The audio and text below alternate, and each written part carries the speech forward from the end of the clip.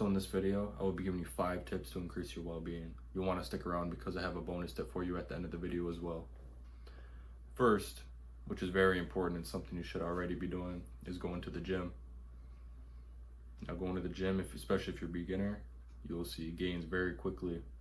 You will increase your strength. You will get a lower body fat percentage if you do cardio as well, which you should. Even just lifting weights, it can really help you out. You're burning calories. Your metabolism will be raised. You'll get a more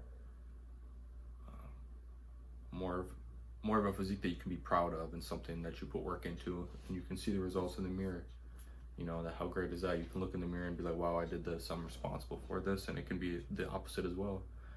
In negative terms, well, you can look in the mirror and be like, wow, I'm really a slob, I've let myself go. But it's all on you. That's the game. It's your choice at the end of the day. But I really think if you are not going to the gym right now, you really should be. There's many benefits besides the physique. Mental well-being and discipline is very important as well, and that's something you can gain from this. My second tip here is stretching. Now as we age, we get tight and locked up, and especially in the modern day, we're sitting a large portion of the day, even whether it be commuting or at your job. I don't know if you do office work. That's a big one there. People sit in chairs and play video games all day. These are horrible things for your body. You need to be moving, you need to be free. It's no wonder that so many animals stretch frequently. You'll see it, it's a common thing. Dogs, cats, monkeys, you name it. Now, stretching will offer you freedom of movement. Any benefit you can gain is something worthwhile. You don't want to be 30, 40 years old, getting up off the floor, like, this hurts. I'm tight here in my hips. Fuck. Fuck that. That's no way to live. I recommend 15 minutes a day, even though just light stretching, you will see benefits, I'm sure, whether you're young or old, but it'll be better to start when you're young so you don't have to put as much work into the stretching when you get older. It's a lifelong habit, but there's plenty of benefits to it. Now my third tip here is reading. I would say read nonfiction, of course. Reading fiction books, it's a waste of time, It's just like watching television, listening to mindless music. It's not really beneficial to you at all. I guess the occasional fantasy book for you if you really need it, but I recommend staying away from it.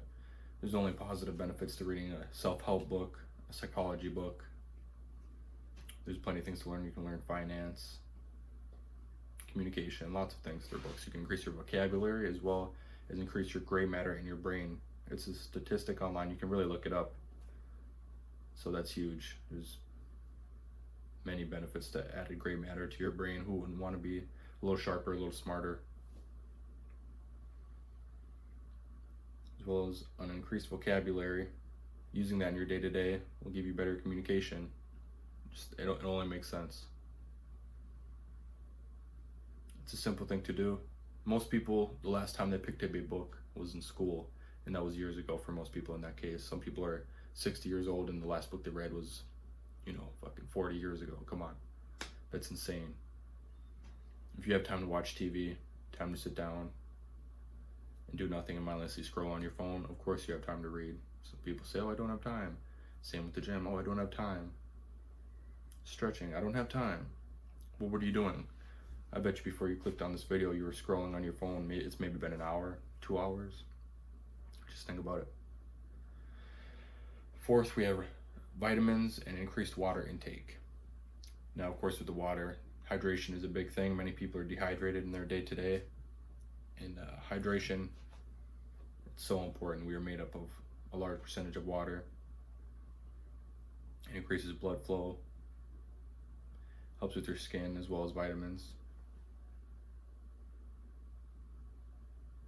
Helps with joints.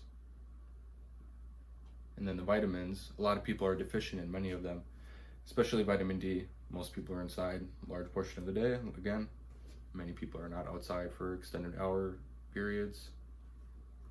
So vitamin D, for example, is a good one. Maybe zinc if you're not getting a lot of meat for men.